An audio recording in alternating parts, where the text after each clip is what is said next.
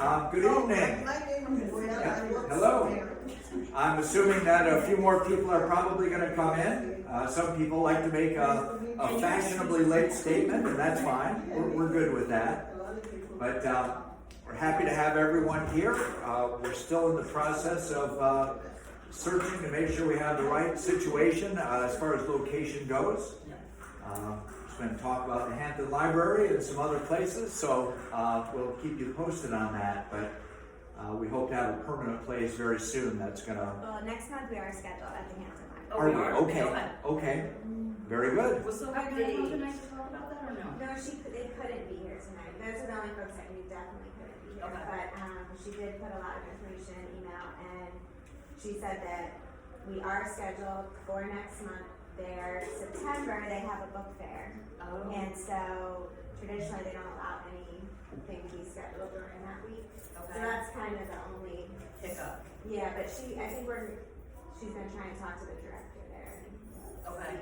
see, what our Well, I wondered if they had an upstairs room, why it wouldn't be available. Maybe they just don't want the extra people, but you think it'd be good. I mean, if you're having a book sale, you get more people in the door, maybe they buy books. Yeah. Right? So I think we just have to maybe see why that rule exists, or maybe they use all the rooms for the book sale. I'm not sure. That would be So good. maybe for sorting, storing. Right. Yeah. Yeah. So for those online, and we're on Facebook Live, and we're also recording for YouTube. If you want to find us on YouTube, I put it up on our church page. I've never established a separate YouTube site. That probably is something we ought to do. But so if you go to CHCC Lamppost, you can find the YouTube or on my personal Facebook page. But you're welcome to share from my Facebook page to your own. And that way other people can find the recording and such. Can you say it one more time? Sorry. Yes, CHCC Lamppost. 2 P's.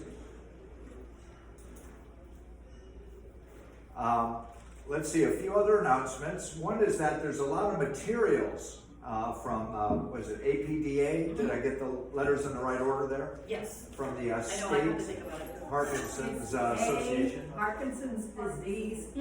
Gotcha. I remember A. Gotcha. Keep an A on each end and you're golden. Good. Now, each one of those flyers up there each stack is different from the other stacks. And make sure especially that you get the one on constipation. That's just as a must read. You have to have that one. And if you don't have, good, we have a taker right now. Good. Must read. You said must read. That's me. Well, well, good. So I didn't have a joke tonight until I did. Okay, Michelle was up here talking about how busy she's been. She didn't mention anything about a one-arm paper hanger or anything like that. But she said if she could clone herself to be 5 people. And I said, then you'd only be accused of cloning around. Yeah, so George, if you're on, and he might be, yeah. And stop cloning around, George. That's right, George. That's right. Yes. George is our founder and has recently moved to Washington State. It's a long trip, and he's not taking the train back here just for this meeting, unfortunately. I still think you should. That's right. We're a faith-based group. And what that means is that we talk about our faith just a little bit, because faith is encouragement for a lot of people. If you're not a person of faith, please don't be offended, or if you're offended, that's fine, but I hope you'll consider why you're offended, and maybe ask some questions or whatever, but do with it what you will. You're not obligated. I've thought about a lot of different things, and usually in these meetings I don't have a sermon from way back that I pull out. For one thing, my sermons are 45 minutes, and for another, that's plenty of reason not to. But one of the things I just wanted to share is that a lot of times the basics are the most important thing. And we can get tied up in a lot of things. If you listen to preachers on TV or the radio, one of my hospice visits I made this afternoon, my 100-year-old patient was watching, I think the show is called Better Together. And it's 4 or 5 women sitting around talking. One was Sheila Walsh. And Sharon and I got to hear Sheila Walsh in concert about 32, 33, 34 years ago in Toledo, Ohio. We were there on a weekend that it never got above 0 degrees. Yeah, we stayed indoors. That didn't help that much in Toledo. Sheila Walsh had been institutionalized. I don't want to characterize what, I don't know which hospital or facility she was in. But she said that when she went in, they took everything away from her that she could possibly kill herself with. That included articles of clothing that honestly I never thought anyone would try to kill themselves with. But she was in such a bad way.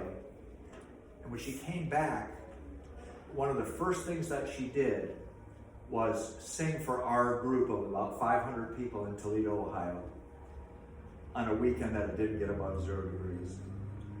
And if she felt like she had a long ways back, and I had heard Sheila Walsh sing on TV before, never in person before that. But here she is with a group of women talking about grief and talking about the grieving process. And here I'm sitting there talking with a 100-year-old woman and her 75-year-old son. And it was kind of a neat thing. Well, when I think about the basics, I think of scriptures like Micah 6:8. You know, and oh human, what does God require of you but to, and now I'm not going to get them without my Bible open. Yes, love mercy. Okay. And walk humbly with your God is the last But one. the justice is do justice Yes. and walk humbly with Yes, thank you. Woo! Thank you, Kathy. That's right. Yes. To love mercy, to do justly, and to walk humbly with God. When I think of the basics, I think of John 3:16 and 17. For God so loved the world that he gave his only begotten Son, that whosoever believes in him should not perish, but have everlasting life. For God did not send his Son into the world to condemn the world, but that the world might be saved through him. So yeah, Jesus came and he talked about sin. But it was mostly in the religious leaders of his day that he spoke. And he got criticized for hanging out with the tax collectors and the lepers and the prostitutes and all kinds of people that, well, I don't know that we would put on our Christmas card list, especially the tax collectors. But just to know that God's love is so strong that he would send his Son for us and that he would offer something better to come when we leave this world. Tonight I'm so happy to have Lori with us.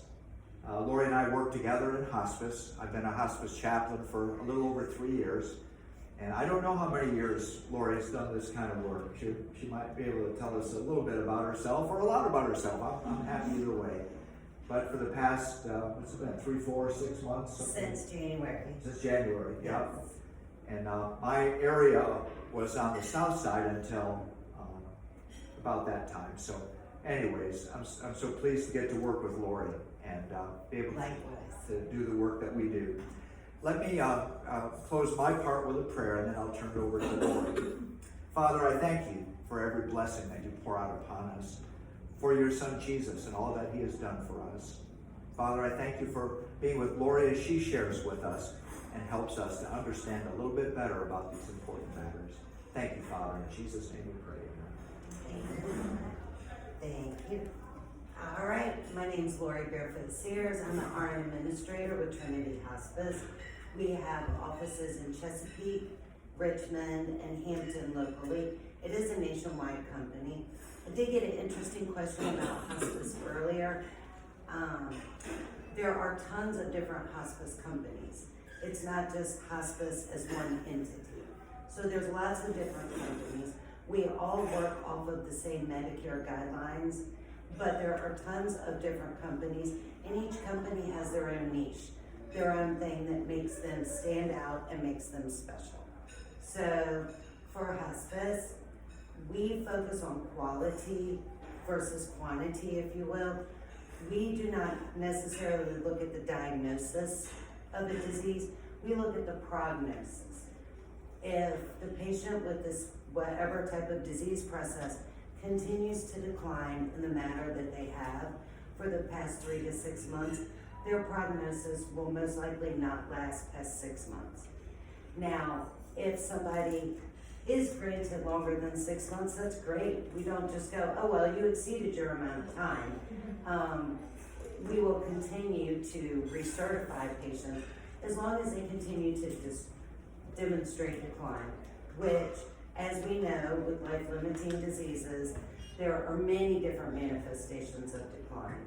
So a lot of the misconception about hospice, I call it your grandmother's hospice or the hospice of the 80s, where hospice wasn't called in until, say, the last 3 to 5 days of life. And you got morphine poured down your throat, you laid in the bed, everybody stood around, and then you went to Jesus. And that's the hospice of the 80s or your grandma's hospice. Hospice has evolved immensely since, because we have figured out that it is better to start that process earlier rather than later. And that is because of all of the support systems that come along with hospice. Obviously, there's an RN that comes out to the home, does the nursey things, vital signs, assessments, looks at the patient's skin, those types of things. But we also have wonderful chaplaincy services like Matt, who comes in and helps with psychosocial and spiritual. We have social workers who can come out and help navigate through insurance, or our particular social worker is a guru with the VA. So she knows a lot about veterans benefits. So she's able to help look at a patient's history within the services and go, well, you have this benefit that you probably didn't even know about, or you have this benefit. So it's the whole encompassing of the team together that makes hospice so special. So that's why we feel like the earlier the better. And there are qualifiers per Medicare guidelines for each different disease process. So again, as long as the prognosis, if decline continues at that moment, would be 6 months or less, then that is what we consider to be qualified to be admitted for hospice. Hospice is the only Medicare offered program that pays 100% of all covered services, equipment, and medications. There is never a copay to the family for anything during services or after the patient passes. You will never get a bill.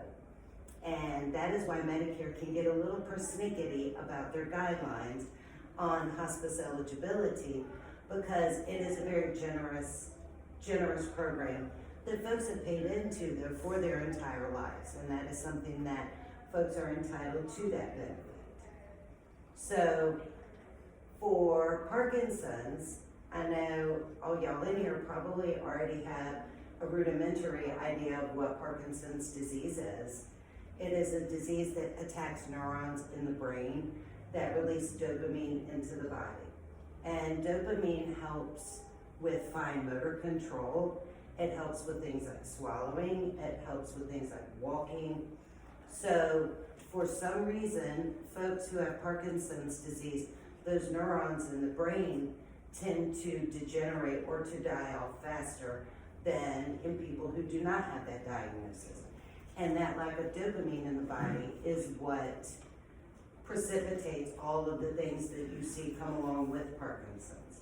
So Parkinson's, we know, it's a life-limiting disease, but we don't know how long. Each person is different. We are all made different and equally wonderful, but we are all different. So your disease span might be 15, 20, 30 years, whereas mine might only be 5 or 10. Hi. Hi. Come on in. So we look at, where the patient is in the disease process, where they are in their decline, and then we make decisions based off of that. So, in Parkinson's, some of the things that you might see that would start, if you're a caregiver, for instance, if you're a caregiver working in an assisted living, skilled facility, or if you are a caregiver in the home, some things that you might see are maybe an inability to use utensils to eat with. And Parkinson's does not always affect the brain as fast as it affects the body. So you have a patient who is still cognitively intact, but they're having a hard time using their own utensils to eat. So we are proud people, and this generation is a very proud generation. We know that. So rather than ask for assistance with feeding or make it known, and clearly, folks don't want to just start picking their food up with their fingers, right? What are they going to do? They're going to not eat. And then you're going to see weight loss. So those are one of the things that you would see when that disease process starts to hit that major decline. Another is when the fine motor skills go, and patients who were able to ambulate, say, 10, 15 feet with a walker 3 months ago. And now they're not able to ambulate with their walker at all. Or they're having a difficult time rising to a standing position from a seated position. That's another clue. Speech may become very low, very soft, be very stunted, if you will. That is something else that you might see. Those are just some little clues that I can think of that might let you know that the disease process is reaching further.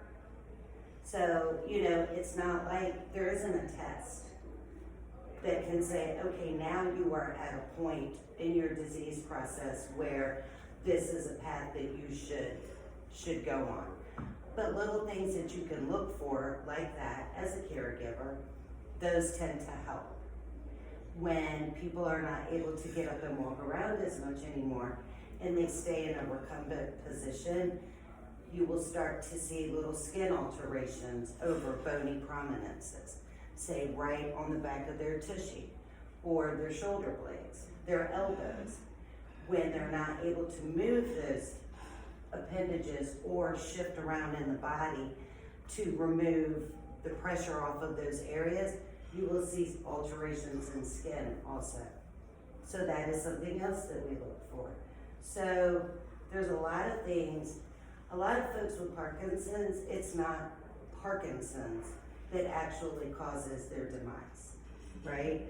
People from Parkinson's still die from heart disease, from stroke, from other things, just like every single one of us. We are all going to meet the same eventuality one day.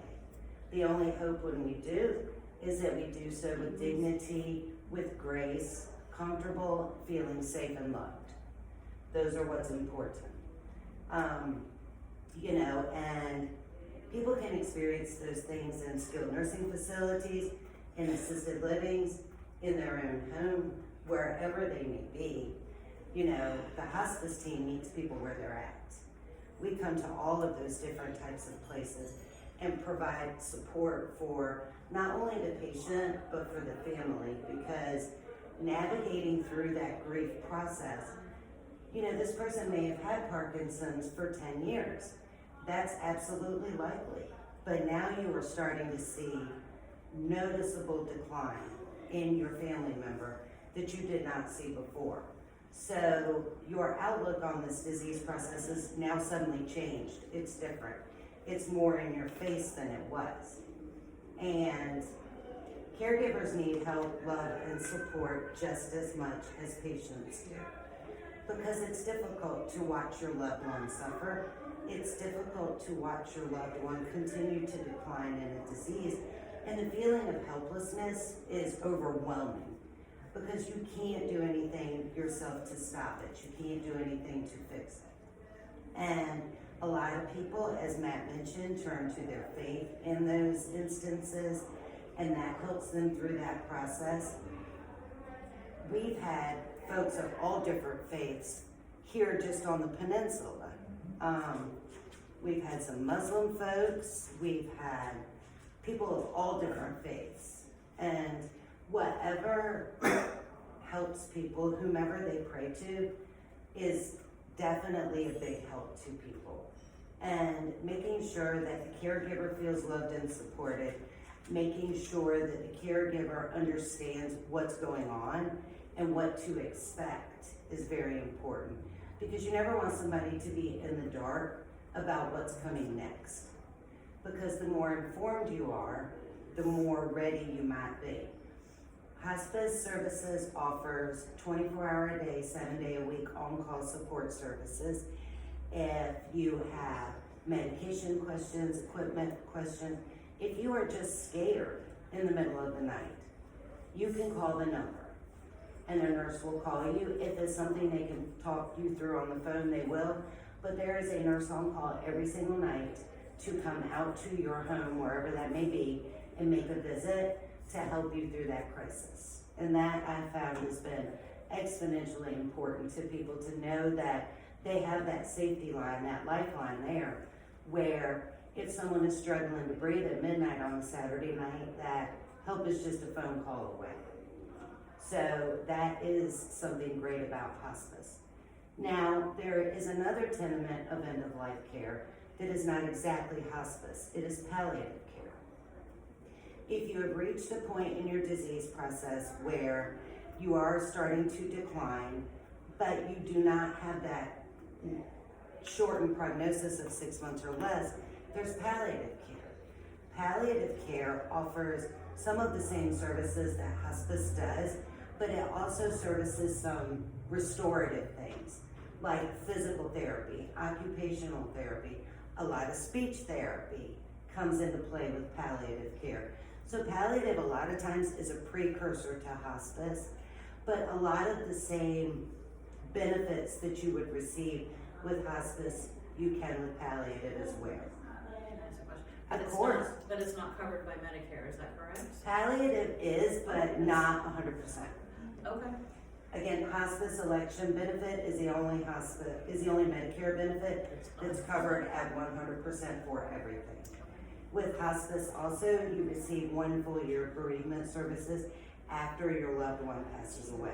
I feel like people need to understand and know that. Right, because, you know, it's horrifying to think that you have all this help coming into your home, helping you with medication, helping you with equipment, helping you cope. And then when your patient passes away, everybody's like, okay, bye. Yeah. That, and then you're left not only, a lot of caregivers feel like they've lost something significant. Obviously they have, but what they've also lost is what they've been doing 24 hours a day, 7 days a week for months, sometimes years. And now that is gone and they find themselves at a loss. So having a year of bereavement support to me is important, because we want to make sure that those families know that they are still just as important to us as they were when their loved one was with us. Want to make sure that they still feel loved and supported. And we still make visits.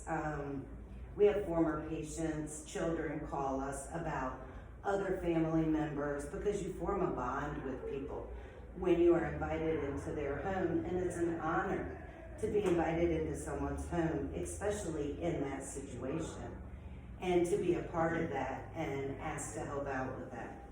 And we take that very seriously. Yes, ma'am. So will you again just briefly go over the distinguishing difference between palliative care, or qualifiers for palliative Sure. care versus? Palliative care, you do have to have the diagnosis, right? And you have to have some decline. Palliative care, though, is more broad, if you will, and can be started earlier than hospice. You do not have to have that prognosis of 6 months or less. That's the difference. With palliative care, again, there are some more curative therapies that are involved. With hospice, we don't do any curative therapy. We come in when it's time to talk about quality over quantity, peace, love, safety, pain-free.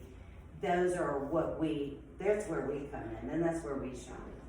Is to make sure that the patient and the family feel comfortable, feel safe, that the patient is not in pain. We have fabulous physicians that we work with, our medical directors, and they are excellent with making sure that our patients are comfortable, not in pain, not struggling, because that is not quality of life. That is not what hospice is about.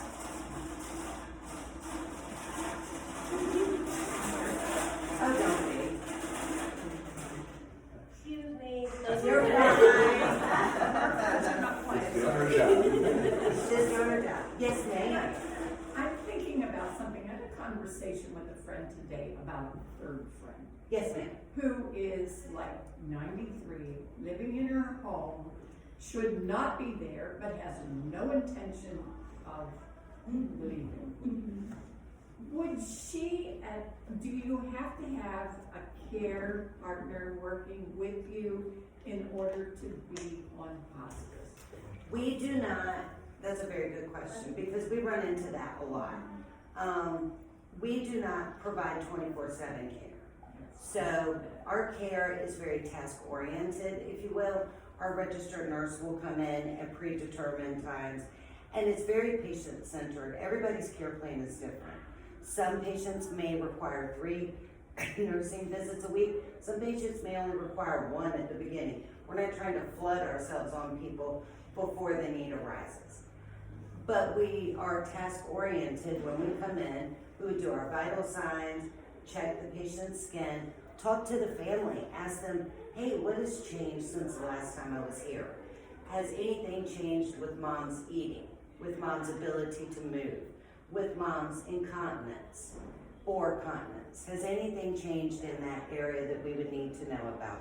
We check, we make sure that there's enough medications in the house, make sure that everybody is aware of the 24/7 number should they need help. But hospice doesn't come in and stay in the home. No, I'm aware of that, but I'm just, we're trying to figure out what in the world we can do.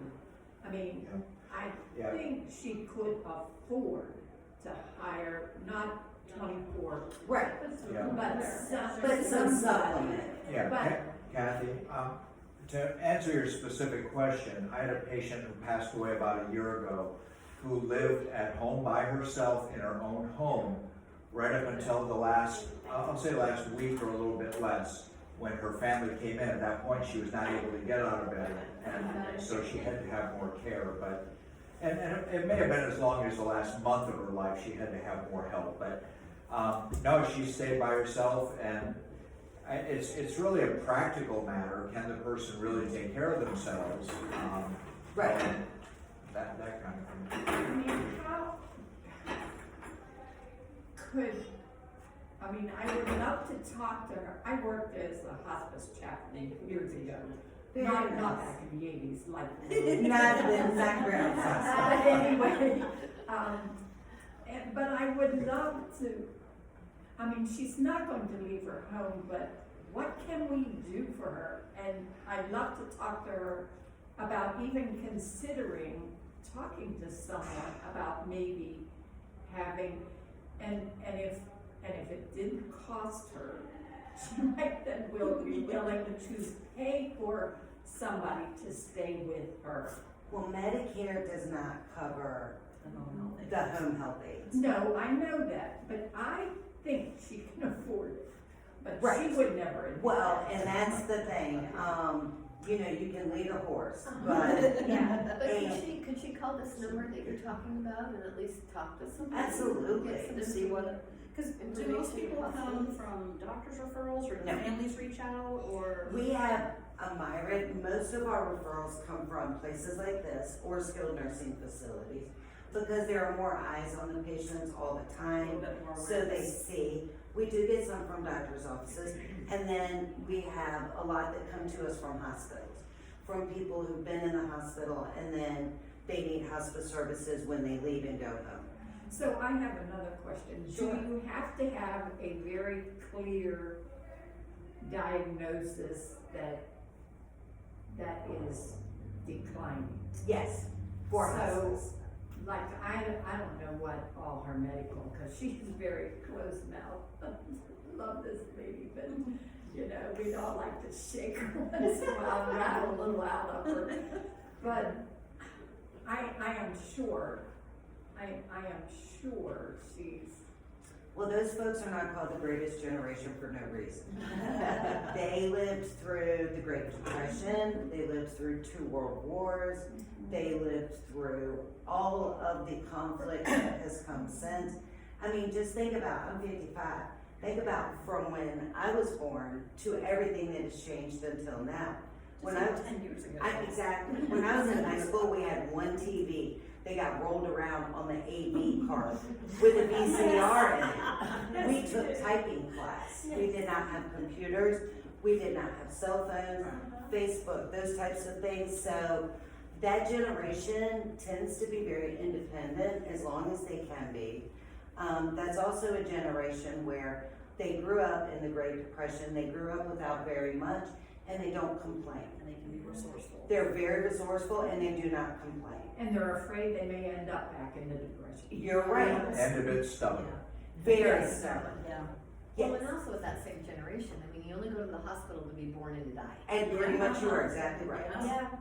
My mother was 88, and we used to live down at the end of Colony Road, down by the James, and we go over there, and she's clearly got quite a bit of cognitive decline.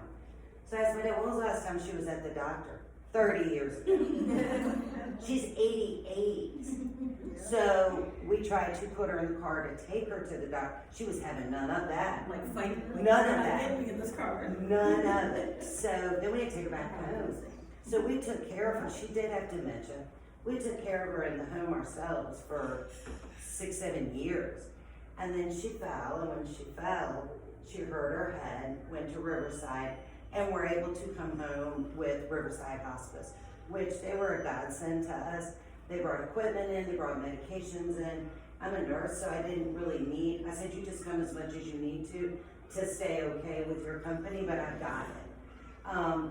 But my mom and dad would have continued to live on their own in that home and not tell a soul what was going on for as long as they could.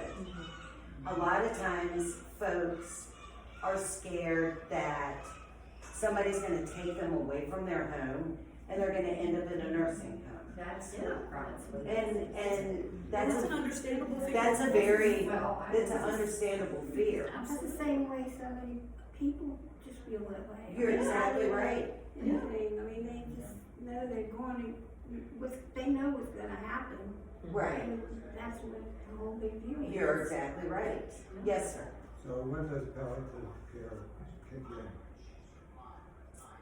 When the disease process reaches a point where you can benefit from some things comfort-wise, but you haven't reached the point of hospice yet, where you can still benefit from the physical therapy, the occupational therapy, speech therapy, things like that. But still requires that disease. It still requires the disease.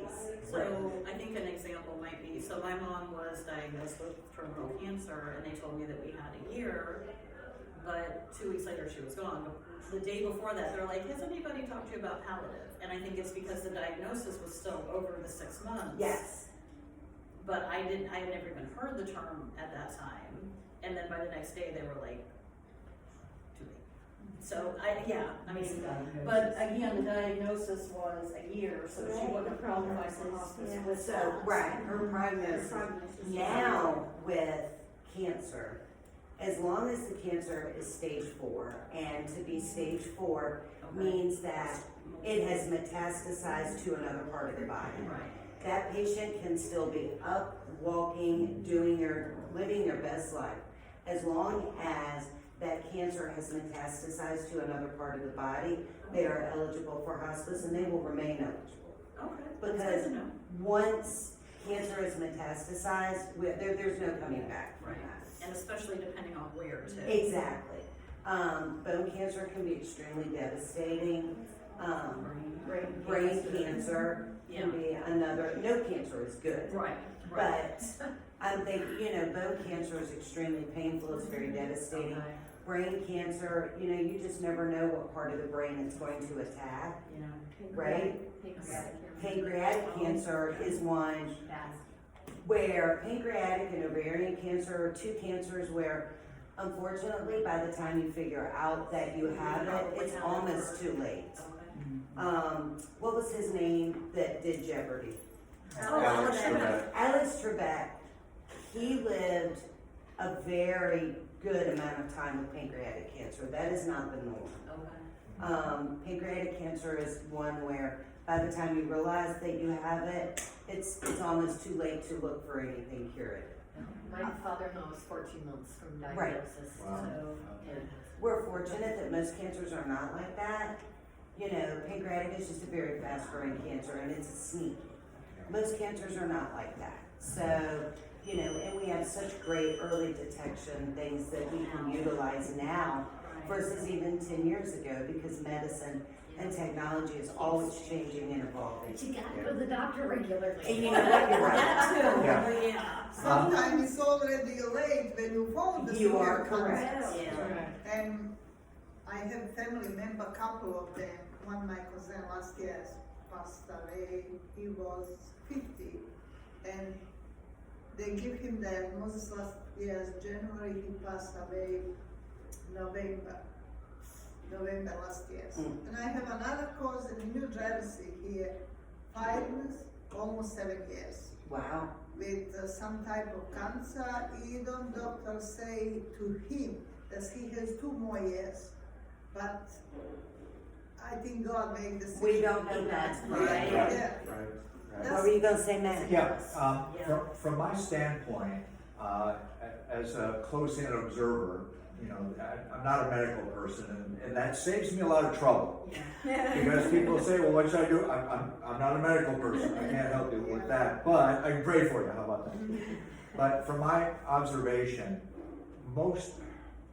many people wait too long Yes. to contact hospice. Because, that loved one who died a couple weeks after they were diagnosed and told they had a year, the hospice doctor and nurse might look at that and go, oh wow, this is a lot more advanced than what your doctor thought. Yes. Your oncologist or whatever. Right. My observation is that a lot of people don't want to be the one to tell their loved one, you're gonna be on hospice, because what they interpret that as is you're dying. Right now. And there are people that when they're told that they're on hospice or eligible for hospice, die very quickly. They give up. Yes, that's correct. But on average, people live longer on hospice They do. because they have the support, the medication, painkillers, and such. So, it's, you hope that it's worth the risk. That You people really are- Well, and I think that whole idea of, I know when I was working for hospice, that idea of you go on hospice to die.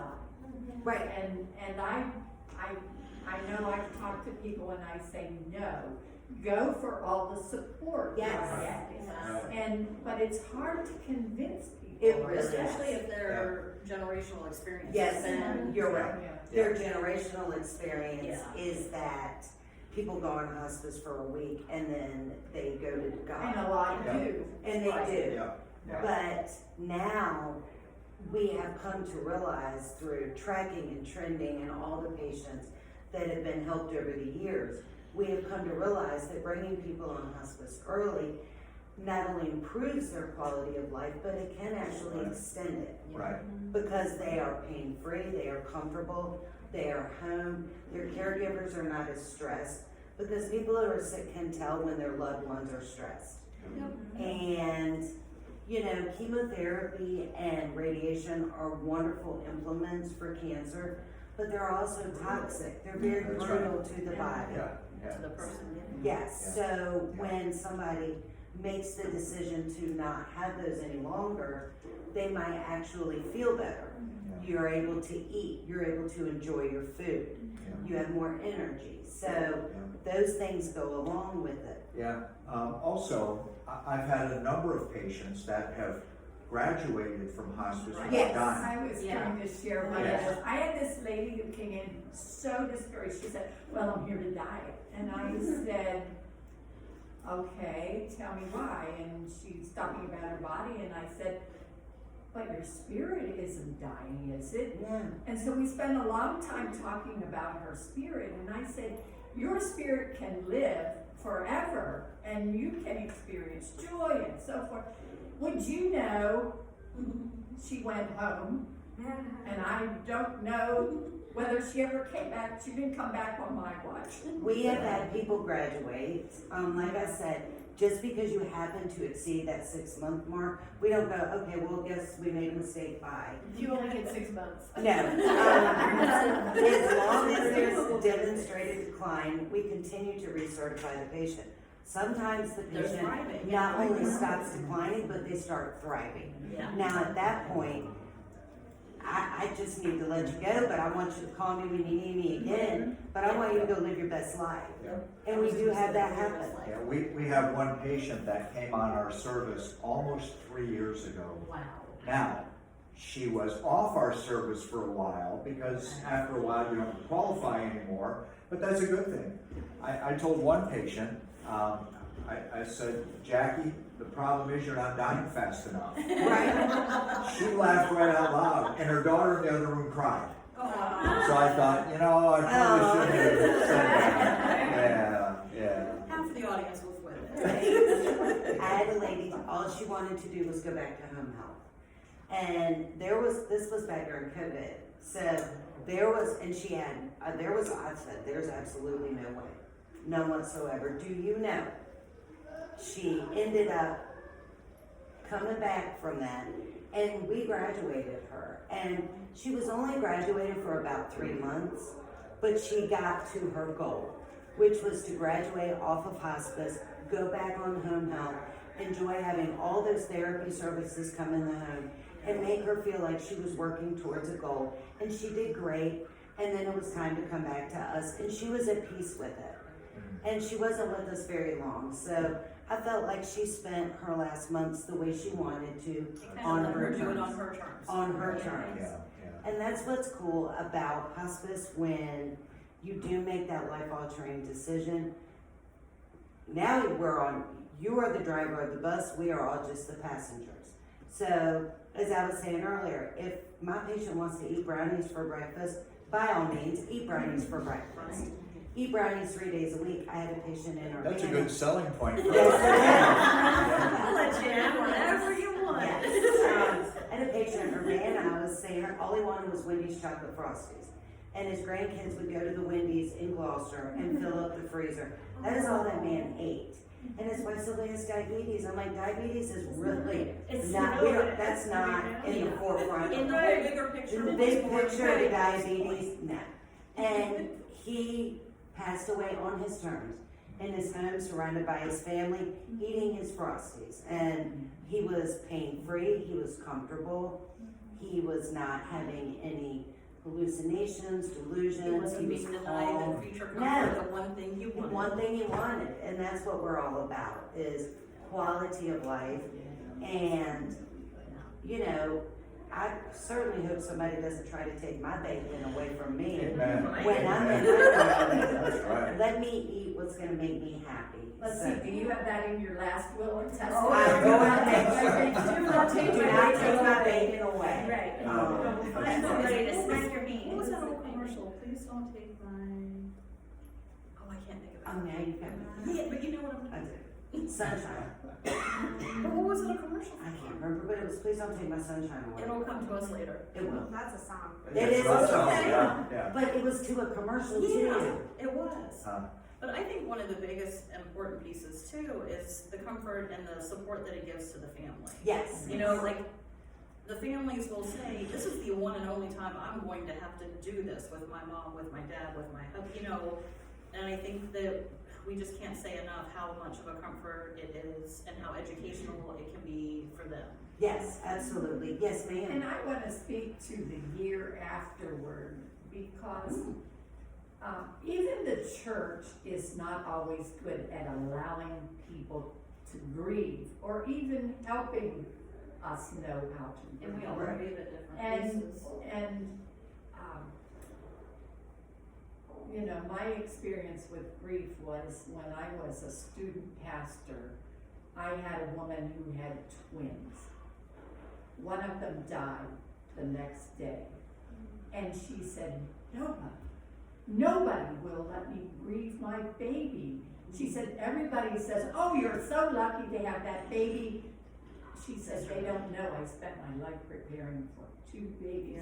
And it's always reminded me of how careless we as a culture are with grief. We are. Yeah, that's true. And a lot of times, I started out as a labor and delivery nurse, which may seem very odd to you all, because I started here, but now I'm here. Both are the 2 most important events in your life.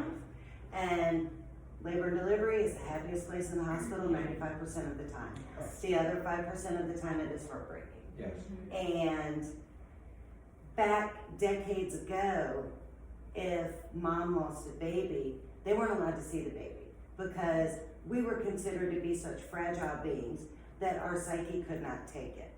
So the baby was whisked away to parts unknown in the hospital. And mom was never allowed that opportunity to see the baby. Right. If you Call the Midwife, obviously, is one of my favorite series on Netflix, but you can see even back then where that takes place in the 40s and the 50s when the series starts. That was the practice. And then we get a little smarter as time goes on. And we realized that mom bonded with this baby for months and thought about, is he gonna look like me or is he gonna look like his dad? Is he gonna have blue eyes, is he gonna have brown eyes, is he gonna have hair, is he gonna be bald? So now when those tragedies happen in labor and delivery, we approach them in a completely different way. Whereas, we will prepare baby right there in the room and then bring baby over for mom to hold and to bond with, for dad to hold and bond with. And a lot of times people will bring that child's siblings in because you can't just whisk it away and not let it, that there's no closure there, none. And closure doesn't make the hole in your heart go away, but it at least gives you a little bit of something to hold on to when you were wondering and waiting for this little miracle to actually be able to see that little miracle.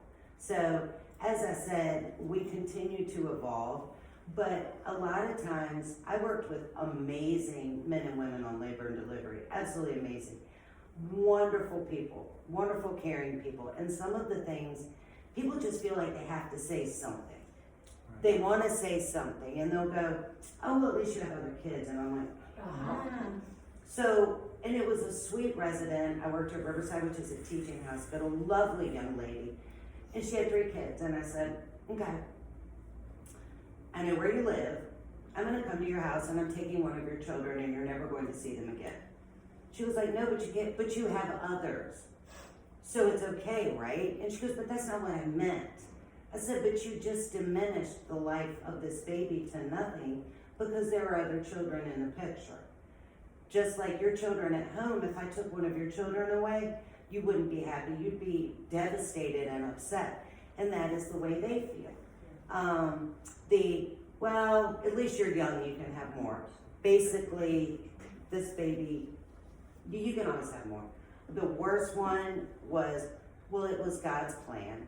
Oh, yeah. Yes. So then immediately people turn inward and they go, what did I do wrong? What did I do to make God? Why does God hate me? Why does God hate me? What did I do to make God so mad at me that he took my child? And I'm like, and these are loving, caring people. But when something like that happens, everybody just wants to say something to try to make someone feel better. And sometimes there just isn't anything to say, Right. other than, I am so sorry for your loss. I cannot imagine what you're going through. And then you let that person process their grief and come to you as time warrants when they want to talk. There are 5 stages of grief. And people do not roll through those 5 stages of grief in a linear fashion from 1 to 5. you could go from denial, anger, bargaining, depression, acceptance. So you could get all the way to bargaining, and you are trying to bargain with God and go, if you just let him live, I'll go to church every Sunday, I promise. And then you can go all the way back to anger, and then maybe move forward to depression, and then move back to bargaining. Well, let me try to bargain with God again. Just because you make it through the third doesn't mean you're gonna, and grief is a very personal process. Everybody is different. You can think you've accepted it. Yes. And then when And the then accepted realize. triggers you. I'm dealing with, like, I have a friend now whose mom passed away last month. And now his female friend had just passed away Oh my this past weekend. Yes, both of them I'm talking to at different points in time, and he's like, I'm okay, but I mean, I still haven't processed He has all a of my process. stuff. Like, he's like, I haven't Mom's cried, stuff. and No. like, my mom hasn't even been married a month yet, and here she is upset because her mom just died. He's like, I don't know what to do. I said, okay, this is just find a nice way to say, hey, look, Right. Angela's a really great person to listen. If you want to talk, like, just call her up. Right. Just sit and listen. She doesn't have to say Okay, a thank word. you for coming. You know? But you have people in different stages at different times. Exactly. Yes, sir. How many people, do a lot of people pick you up on the extra year or week? Oh, That's a Absolutely. good question. That is a very good question, and we find that a lot. We have a wonderful bereavement team. I can say that. We have a wonderful bereavement team, and people enjoy that connection that they had with those team members while their family member was still with us. And to have that connection after the family member is gone helps. And also, you feel a camaraderie, if you will. You feel a closeness with that person who was in your home helping you when that patient was still alive. So you feel a connection with that individual after your family member has passed on. So yes, it is something that people do enjoy having that option. What's all part of that year? Like, is it counseling or what? Absolutely. We have bereavement coordinator and our chaplaincy. They reach out, and again, it's all driven by what the family member wants. Some people love to have visits. Some people love to talk on the phone. Some people like to have multiple visits. Some people don't. Some people want to be left alone for now, Right. now. because that's part of that Right, grief. because that's part of Yeah, that when they cycle. make their decision. But that's why the year is great, because some people, like I said earlier, they spent 24 hours a day, 7 days a week caring for their loved one, and now that's over. So they have to process that loss as well. And some people feel like they have no purpose anymore. Yeah. So they have to process through that. And then once they've had a chance to process through that a little bit, then they're wanting to reach out. And then we have our bereavement team who's right there to scoop them back into the fold when they're ready. And sometimes it doesn't hit them until a big event happens, like Yes.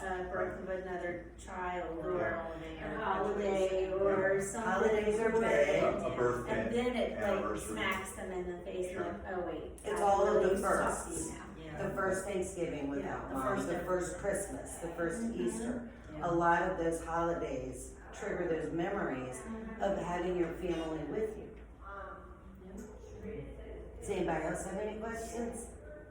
Well, I have a question, but it's kind of going backwards. So you were talking about for Parkinson's specifically, like, some signs would be like struggling to use utensils, walking 10 to 15 feet, but then not being able to. I just use 10 to stand. 15 as an example. Well, right, I just wrote it down to Yes. reference back, but, so like, if those things were starting to be noticed and someone called hospice, like, what would hospice do? At that point, we would ask for your permission to get the medical records from the physician, and then we would come out and do an evaluation Okay, and see where in the disease process we felt like you were based off of recent decline and what we saw in the documentation and based off of what we see from interacting face to face and talking to the family member. okay. and say maybe they're right on the cusp or they're not right there yet. That's okay, because we have that baseline evaluation. We've established that communication with the physician so they know that this is something that could be coming up in the near future. And then we would come back out in a few months, reevaluate. Or if there's a life-changing event, somebody falls and breaks a hip, they develop a pressure ulcer, they're no longer able to eat at all, they lose a significant amount of weight, bed-bound, dyspnea, which is difficulty breathing at rest, where they have to have oxygen on them, even when they're not trying to do something. Like even when they're resting in the bed and they become short of breath without the assistance of oxygen, that's a big qualifier. So those are the types of things that we look for. So we always come out, anytime anybody calls, we always come out and evaluate a patient face to face. Because as Matt can say, somebody can look horrific on paper, and you meet them and they are just as cognitively intact as I am. Or they don't look so bad on paper. They look okay. And then you meet them face to face and you're like, oh my gosh, this patient looks worse than half my senses. So it's all of those things put together, the documentation, seeing the patient face to face, interacting with our medical director. We work very close with him. We tell him, we're his eyes and ears. So we tell him what we see when we're in the home, where the patient's at. Having the history of decline is huge. That helps us out a lot. And I'm just curious, like, because I also grew up in that understanding of, watching my great-grandparents or grandparents have hospice called in, but it's just at the very end. It's just at the very end. They're really just already laying, pretty much bedridden. And Yep. so I'm just trying to think in my head, what does that look like in practicality? So if they're still up and they're moving around, but they do qualify for hospice. When you come in to see them, what logistically are you doing? Does that make sense? Yes, absolutely. Yeah. So what we're doing is we're going to ask you, what were we doing 3 months ago? So we call it why hospice, why now? And that's a great blanket statement. What made you decide to reach out to hospice, and what made you decide to reach out at this point? Say the person's had this Parkinson's diagnosis for 10 years.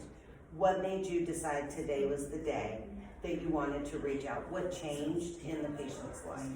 So that's the first thing. And then that opens up the conversation of, 3 months ago, Dad was able to walk with his rollator. Now he can't even stand up from the recliner. So that's a measure of decline. But then what do you do when you bring them into the program? You're coming into the house and doing Gotcha. what? We come into the house. So like I said, each care plan is patient-centered, so each one is going to be different. Based off of the patient and the family and the needs, we tailor-make a schedule for each individual person. So you have a registered nurse that comes in at least once a week. That registered nurse will take vital signs, look at the patient's skin, ask the family members, has anything changed since the last time we were here? We have a social worker that comes in and helps talk about final arrangements. And a lot of times people are like, well, I don't know if I want to talk about that right now. Yeah. Get it out of the way. Yeah. Get it out of the way, because you do not want to be making that decision in the middle of the night when the inevitable has just happened. You want to have those things taken care of earlier rather than later. And then we have certified nursing aides, we have CNAs. Well, the social worker also helps with Medicare, Yes. Medicaid, the VA. The VA, she's great with the VA. What our social workers do is just amazing for so many patients. Absolutely. Yeah. So you have a registered nurse, you have a social worker, you have a CNA. I'm glad you have a CNA, a certified nursing assistant, who can come in and assist with bathing, tidying up, helping out, that type of thing. We have our chaplaincy program. Yeah. Yeah, one more thing I wanted to say about chaplaincy is that I'm called a spiritual care coordinator. Yes. And it is frequently not about religion. Oh, And it's, we don't in know. my opinion, or my way of doing it, it's never about convincing the patient that there is a God and they need to pray a certain prayer or whatever. Nope. It's, when I go into a patient, I accept them where they are if they're happy with that, if they seem content with that. And, you know, as Lori said, you know, I've had Muslim patients, Hindu patients. Yes. One of my Hindu patients said, we Hindus love prayer. So every time I went in, I prayed with her, and she's very happy with that. Absolutely. At atheists and agnostics, one UU, I can never remember whether it's Universalist Unitarian or Unitarian Universalist, but we had one anyways. And so it's just been very interesting that way. But it's not about me advocating for my church or my faith or my religion. It's about drawing them out with the proper care that they need. Exactly. And sometimes you get families that they're like, oh, well, the patient, you know, like, they're not really gonna want it because, like for example, oh, it's a male and she just had a bad experience with a male, so she's not really gonna, so then you, like, you spin it a little bit to say, hey, well, it's not just for her, like, it's for the family too. Correct. Right. It's Correct. to give you guys Yep. support. Yep. So you never And- know. and we if have- we come in and talk, is it gonna help, you know, you guys, plus Yeah. that patient may open up. And we have female chaplains, Yes. and they're on the south side, but I'm sure in the right circumstance. They would they- absolutely make a trip. Yeah. Absolutely. We also have had folks who have been, I get atheist and agnostic mixed up. They just don't practice any religion or pray to any God, whichever. Right, right. Atheist, I think, doesn't believe In at all, and anything, agnostic believes in a little bit of everything. and Right, everything so else is we right. had people who were atheists, and the family said, they don't do God. They don't do any of that. You would be surprised. Yeah. And- Oh, and- yeah. and- That's what I was And saying how too. much the Yeah. patient appreciates and values that time with our spiritual care coordinator, because their mindset maybe has changed. Right. Yeah. And that's okay. But everybody has a spirit. We are spirit Correct. beings. Right, And right. I think we miss when we don't realize it. All of us want a healthy spirit. Absolutely. And so, I mean, it was, I always tell the story of when I was in high school, my grandfather was on hospice and I lived with him. And while he believed in God, he was never really one to go to church every Sunday. My Nana lived there, she went to church religiously every single Sunday. She didn't care, she was 80-some years old, she went all the time. She was gonna be there, it didn't matter, rain, sleet, snow, she's like the post office. My grandfather used to work for the Post office used to be. and so that old post office. But he was like, yeah, I believe in God. Why do I need to go to church? Whatever, you know. But I will never forget the day that he passed away. It was the last day of our standardized tests in school, where they pulled everybody in to homeroom and you had to do all these tests, right?